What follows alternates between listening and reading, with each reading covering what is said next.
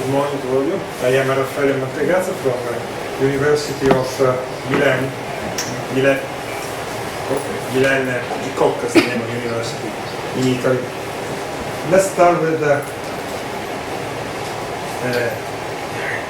situation, the limit situation.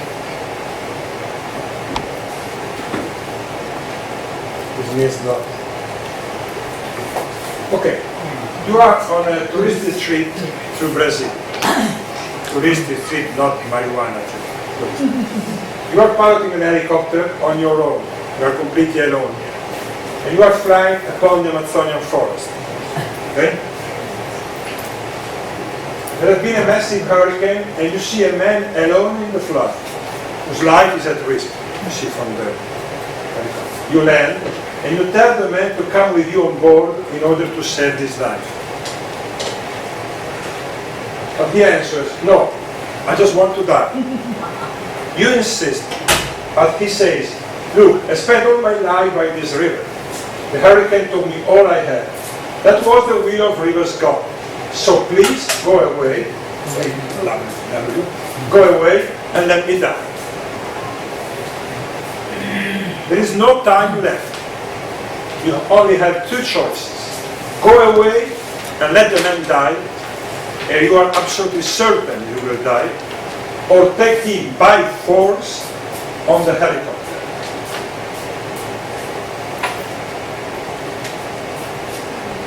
What will you do? Who wants to answer? You try to say. You try to say. Force him to die? By force? Yeah. Yeah? Why? You won't allow him to die. Why? Yeah, why? He wants to die. He wants to die. But we won't allow him to die. Why? He wants to die because he says, well, No, I mean, why? why you save him against his will? Yeah. Why? Love of Hey, life. okay, just let her think. This is not so simple. Because we want people to live. Because you want people to. We Love want all of people to life. live. What do and you the do? boy to live. Love of life. Man- Sorry? Love of life. Love of life. Yeah. Love of his life. Although actually, He says, my life has finished its course. I am happy. Derek? So, if I knew this man for a long time, and I knew this to be his considered decision of a rational mind, I would leave him. No, But if I didn't, in the situation is a perfect unknown. I didn't know him, I'm going to anesthetize him and bring him on a helicopter, because that 90% of people who attempt suicide never attempt again. So the rationale that most people who feel like they want to end their life, when they think about it again, they don't. But I don't, because I don't know him, I've only just known But him. he will say, I'm not attempting suicide. Just the decision of the river. My God is the river. If you arrive 5 minutes later, I will be dead. So go away. May I ask what kind of transportation you have? Helicopter. Helicopter. A helicopter with only 2 seats. And you must take him by force. Not on the head, because you want. Can he do that? Driving a helicopter within the limits, can he lift up the man? That's why I'm asking what kind of. He's not a Superman or whatever. No. Just imagine you have the skill of driving a helicopter. Of course, it's a real situation. You will save him or let him die. So this is okay. So he wants to die. Yeah. He have a dying will, or he wants to be a sacrifice for someone. You want to die because you have lost everything. So you say, when you are gone away with helicopter, I will plunge myself in the river and go to the bottom of the river and drown myself. For others. Because my life has no meaning. I am happy because my life has come to an end. He lost everything. I have been happy in my life, so I want to decide how to die. I don't want you to decide for me. Okay, this is the. It's also living will. Sorry? It's also a kind of living will of his own. A living will. Yeah. Okay, let's just play. Can the ones who wants to save him can raise the hand? Who wants to save him against his will? We all want to serve him, right? Only two You kind have to people. choose. You have to choose. It's a play, of course. Only two kind people. Who wants to let him die? Raise the hand. Okay. We have some people that don't raise the hand. It's not polite to This is the kind of exercise I do with my students in medicine and surgery in university, because I want to show that life and death are very complex items. It's not so easy, because here we can see at stage 2 ethical principles. The right of self-determination versus the not disposable nature of life. The sacrality of life and the right of self-determination. So, today we will talk about death, but keep in mind this example, because life and death are very, very complex, very, very complicated items. So, what is life? This question seems to be the main problem for every human being. What is life? But in my opinion, this question is preceded and even granted by an even more radical question. What is death? Because, in my opinion, if we know death, we will be able to know life, and not vice versa. We cannot define life despite death. What we must define life starting from death. That is the starting point to define life. Sigmund Freud, in one of his last words, claimed that death is the rule and life the exception. Birth is a disturbance to homeostasis, and this disturbance cannot hold out forever, against the tendency of all systems to return to a state of rest. A stone thrown into a pond must give way to the waters, which must recover their initial state of cold. There was nothingness, there will be nothingness, and in the middle there is life.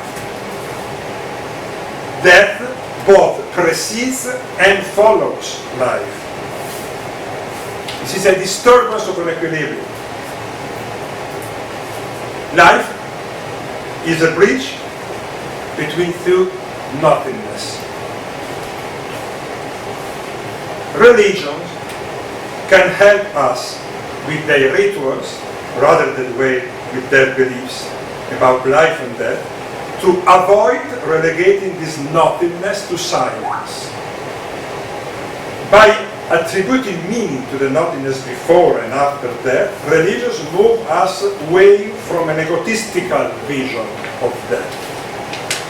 Because, while for me it is true that that is the end of the world, this is not true for the world. My death is the end of my world. It's not the end of the world. And while it is true that my consciousness may have finished its journey, the day of my death, my body will go on to nourish plants, to dissolve into water, to become a cloud of vapor in the sky, and so on. That nothingness after death is not a dead nothingness. It is a nothingness that bears new life. Will not be my life, but which without my life would not have been possible. So the extra precise time to define the death of a human being has been absenting humanity for centuries. Is important from a juridical point of view, from a psychological perspective, from a religious angle. And the answer to this question, not only what is life, but when, what is death, but when death occurs, cast the light on the meaning of life in different times and different cultures. Just think about the invention of the French doctor Séverin Icard. It was a strip of paper with lead acetate to be inserted in the nostrils of the dead, of the supposed dead body. If the paper turned to dark, this meant that the deceased has occurred. In some cases, there was a writing on the strap, Je suis mort, I am dead, which turned to a color and was added to the death medical report as authentic proof. Okay, this guy is dead. In other cases, coins engraved with a skull were inserted in the nose.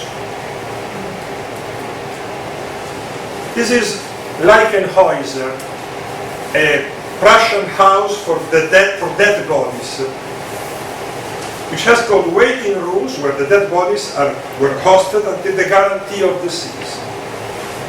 There was something tied to the tongue or the fingers of the dead bodies to an harmonium.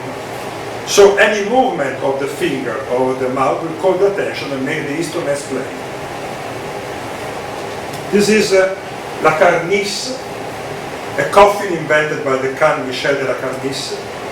Any slightest movement of the dead body, not the dead of course, will start a device which may spring a cord with a metal globe hanging on the graveyard, along with a sound alarm. Live and fresh air would flow into the coffin, and at the same time a device would allow the dead body to communicate with the outside. And these are some both can be opened from the inside. The body was inserted, and if it were not there, it can open from the inside. So the main problem was not to bury living people, and the greatest fear concerned the moment of death. But death was everywhere, within reach. It was a daily experience. It was not hidden. Death, it was not a taboo. In the 20th century, 3 shocks handled death, and at the beginning of the 3rd millennium, there is a risk to be unable to find any words to name death. Death has changed because human being has assumed the demonic responsibility to modify it, but he no longer has the words to name it. The first turning point was Auschwitz. I quote, "After Auschwitz, death means terror, means being afraid of something which is more horrible than death. The extermination camp is the expression of a new form of power, which Wolfgang Sowski calls absolute power. It is a power that cancels the dividing line between life and death by creating a kind of no man's land, a new territory, a virgin land that it is placed in the middle of an extermination project. Extermination camps are defined death factories. It is the concept of death as a product of a complex pedagogical educational project. In Nazi Germany, we can meet the concept of death as complete end of everything. Tendencies, ideologies, life, perspective, dreams, illusion, literally of any memory of man and woman. Is the new all-absorbing and all-embracing nature of death in extermination camp. It is the novelty of the annihilation pedagogy of Auschwitz. Nazi power is not just the power to inflict the death or to allow life. It is not just the power they can sentence to capital punishment. Killing you or not killing you, letting you die or letting you live, makes literally no difference to this power. Such intensity is perceived by those deported men and women who has fallen now in the role of Muslims. Primo Levi defined these deportees Muslims, and do not react any longer to brutality and terror. Controlling that neutral area, that status suspended between life and death, is the result of a huge experiment about the modification of human beings, of its human essence, an experiment determined by extermination camps. Adorno, philosopher Theodor Adorno, will say, through the bureaucratic murder of millions of people, death has become something which no one was feeling that much before. There is no longer any possibility that it joins the experienced life of each person. The individual is dispossessed of death, of his death. Robert Antel, former deportee, will maintain that we will feel in discussion as human species in the extermination camp, not as individuals. The second turning point is represented by Hiroshima and Nagasaki. As Gunther Anders maintains, I quote, in the atomic era, death is no longer an experience. In the age of intercontinental rockets, it is more likely not to be able to watch anything at all. Not only you will not see the enemy, not only you will not see any weapon, not only you will not see a single shot, but you will not even be able to see the effects of the blow, because the disaster will hit at once and will kill everything. The total destruction, the complete destruction. To press a button means to be able to use the not here alive, excuse, the endless distance from the victim. Both not to watch and not to be watching, and not to be able to watch the result of your action. Annihilation brings to a special milestone in the dematerializing of death. About the citizen of Hiroshima and Nagasaki, Anders wrote, provided that they watched the plane, we dropped the bomb, connecting the dot in the sky to their own experience and the following disaster was beyond them. It was impossible at the time, and it is today. Death is not understandable as a consequence of a cause.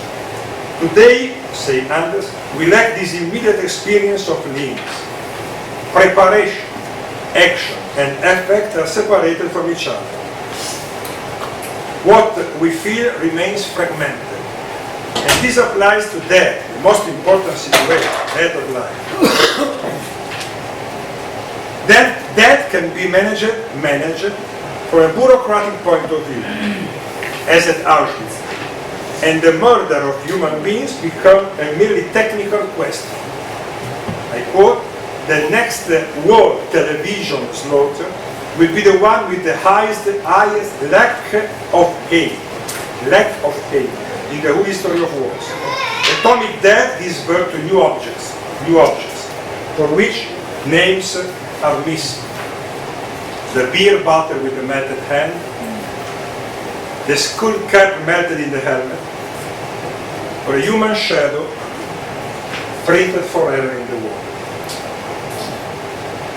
The third turning point, the last one, is not about an extermination, but about a scientific decision. In a few centuries, we have been passing from the idea of lung death, you die when your breath stops, to heart death, the disease happens when the heart stops to beat, and you arrive to the brain death. As a matter of fact, the Harvard Medical School Committee defined the brain death on August 5, 1968. A person can be considered dead when the heart is still beating, but is suffering the, quote, irreversible loss of all brain functions. First and foremost, it is worth to recall the distinction between brainstem and cerebral cortex.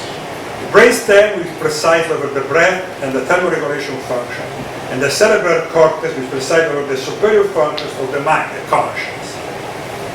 In the vegetative condition, the second part is damaged, but not the other one. Now, when we talk about brain death, we are speaking about the end of the function of both brain parts, or just of one, and which one? Is a person dead when his cerebral cortex has stopped all his functions? It is difficult to accept this when the person is going on breathing and the heart goes on beating. On the other hand, a person with a damaged brainstem does not breathe autonomously, is not connected to a device.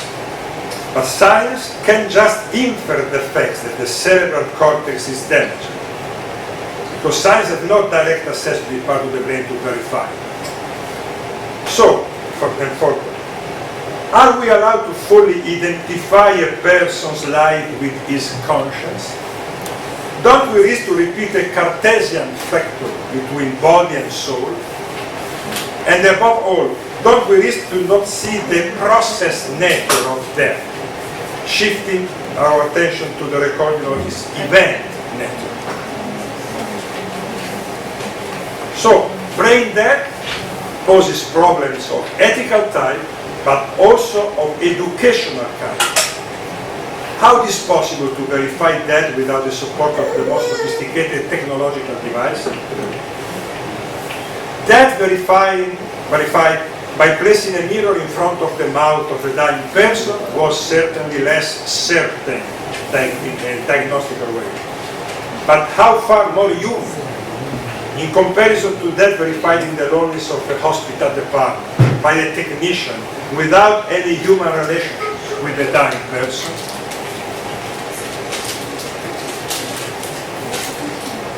We are lacking in words and in rituals for speaking about and celebrating death. Our mourning is no longer publicly exhibited. Our funeral parlors are impersonal and unadorned with religious symbols or other signs of cultural belonging. In many cities of Italy, our funeral procession no longer cross the streets of towns and cities. All this hides, cancels death, perhaps to feed the illusion that it is within our power to keep death away from us. In ancient times, the dead were buried on the far side of a river, so that their souls could not make their way back to the land of the living. Today's river is our silence, our inability and our unwillingness to talk about death. But death remains with us, in any case, as a family, as a ghost, as a desire to annihilate, to kill, as a temptation to commit suicide, in horror movies or in nightmares, in mass killings or individual murders. The great comeback of the repressed has meant that the 20th century, the century of genocide, the century which used the most scientific methods to send 10 millions of human beings to death, was also the century which least reflected on death.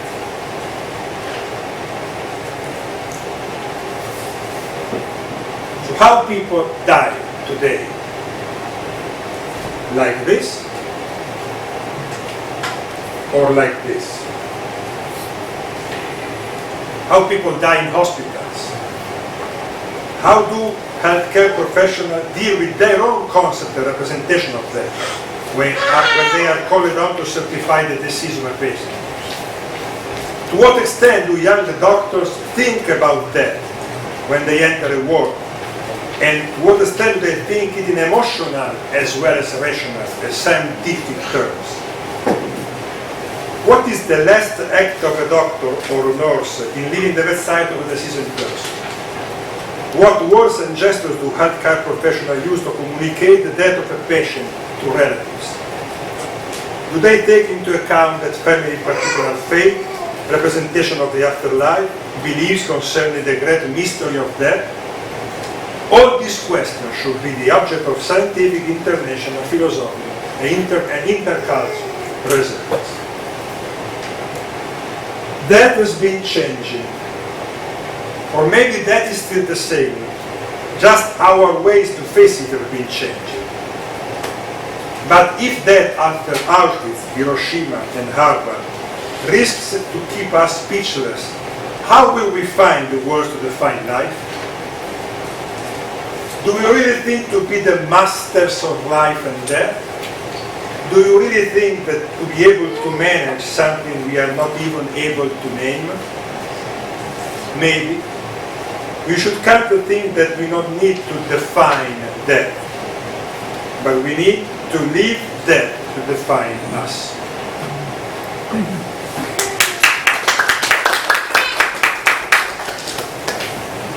Thank you very much.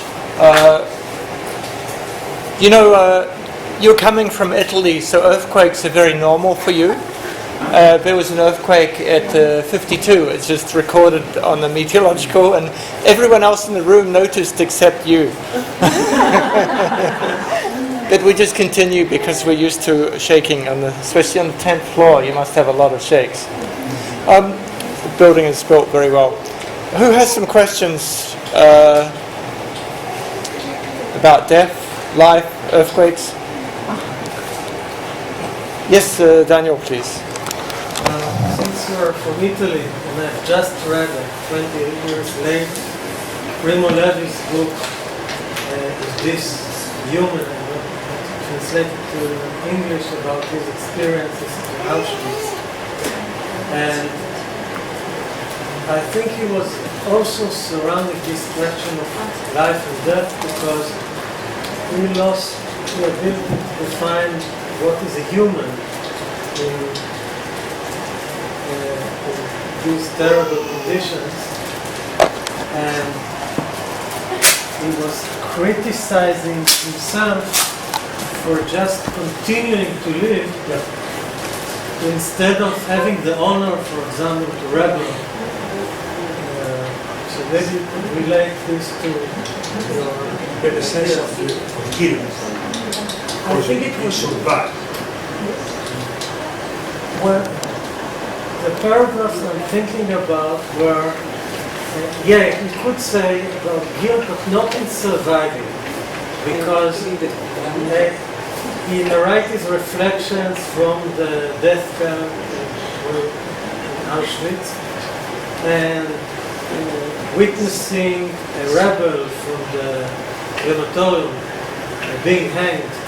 And he was thinking it never even crossed his mind to rebel because he was reduced to something which just only persists living and only think of the little food of survival. So it was not even guilt. It was his reflection of not having even the guilt, just persistent on living. So maybe it could relate to that. You already said that the worst ones can survive. The best ones were exterminated.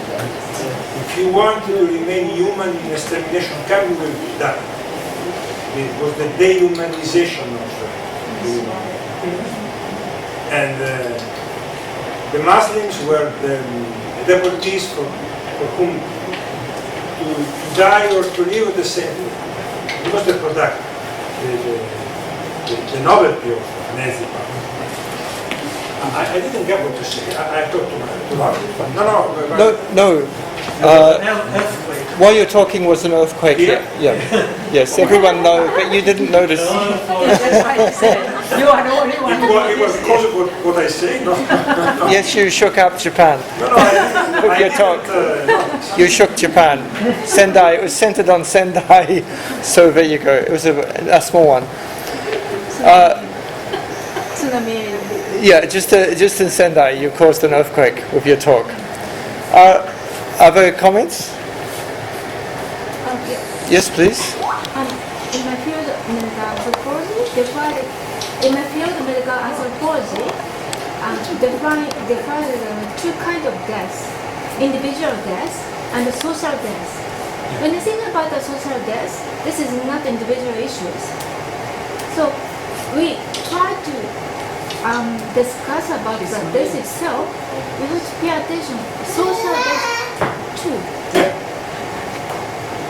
In the case of the man in the Amazonian River, I think that we can try to, he can try to understand that his life is a matter of relationship. So when he dies, somebody else dies. I've written a book about suicide, a small book about suicide. Of course, I don't judge anyone who committed suicide. But if I commit a suicide, I do not only play with my life, but also with other ones. I'm creating pain, anguish in other ones, because my life is not only my life. It's not only an individual life. And my students, from 20 to 24, 25 years old, medicine staff, students, medicine, surgeons, nurse, and so on. They say, if you just want to die, let him die. Because my life is mine. But your life is not like a jacket. It's not like a personal computer. It's not like a sheet of paper. I have bought this jacket, so I can do with it as I want. I have not bought my life. My parents, God, I don't know who gave to me my life. This is the social aspect of death. Today we are, in my opinion, in Western world, in a situation in which only individuals count. And the individual can think, well, okay, my life, I decide on my life. But you are deciding also about the life of your relatives or your friends. So life is a web. Yeah, even your memory, living with your life. Yes. Or she forget everything. I don't know. Yeah. And also, medical doctors, first patient to die. For even medical doctors, first patient die. It's but bitter experience remain in his mind forever. Not even doctor, medical doctor, not individual case. But after becoming a doctor. In our situation, I know doctors that are in their 50s, 50 years old, they have never seen a patient die. But when a patient is dying, the doctor go away. There is the nurse, there are the parents, but not the doctors. Death is here, the doctors are here. You don't. Most the best thing. I teach in the 5th years of medical course, the last 6 years. So I meet my students when they have made 5 years of medical studies, 2 in the world. One student once told me, we were the only professor in 5 years to use the word death. And we are training doctors. In 5 years, nobody pronounced the term death in front of these younger students. I think this is paramount. How can you become a doctor if you don't think about that? We have no bioethical exam, compulsory for students, but we don't talk about that. We don't talk about. We don't even talk about pain, about desperation, about loneliness in front of illness. This is a part of medical science. I think mainstream medical science. Thank you. Are there any other questions or comments? It was an interesting mixture of new life and death discussed at the same time.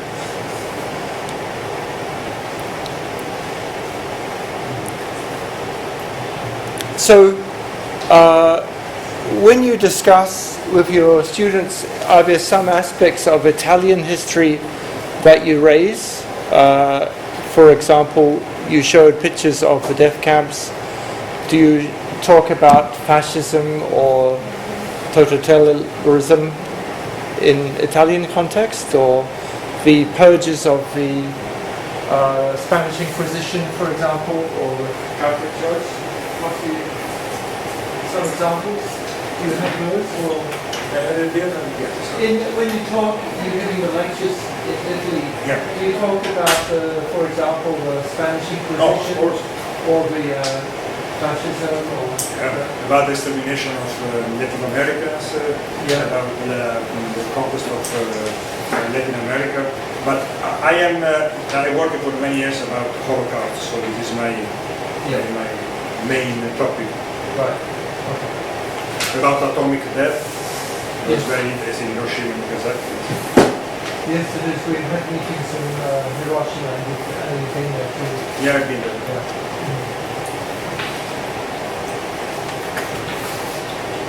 Would anybody else like to make any other comments? Just one statement. Yes, Without death, one cannot appreciate life. Yes. And please speak louder. I said that without death, one cannot appreciate life. And that was in a Holocaust, Professor Funkel. You heard of him? He was able to overcome his own destiny and going to die, and then he helped others to overcome the situation. Frankel. It's probably we have a dualistic way of seeing things. Death, life.